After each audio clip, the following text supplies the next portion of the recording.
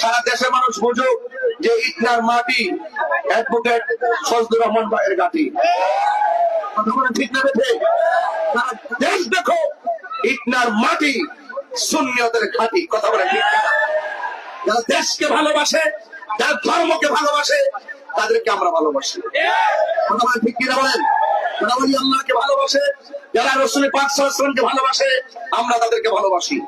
এই জন্য যারা রাসূলুল্লাহকে ভালোবাসে না, ওই আল্লাহর বিরুদ্ধাচরণ করে, ধর্মের নামে অধর্মের চর্চা করে, ধর্মের নামে ধর্মান্ততা ছড়ায়, ইসলামকে ব্যবহার করে নিজের স্বার্থ সিদ্ধি হাসিল করার জন্য কাজ করে, তারা নিজের স্বার্থের জন্য স্রেফ ইসলামকে ব্যবহার করে, তাদের সাথে আহলে সুন্নাত ওয়াল জামাতের কোনো সম্পর্ক নাই। কথা বলে এজন্য আপনারা একটু স্পেস করেছে, আমার যে ভালো লেগেছে, প্লিজ একটা আওয়াজ করে বলেন আল্লাহু আকবার।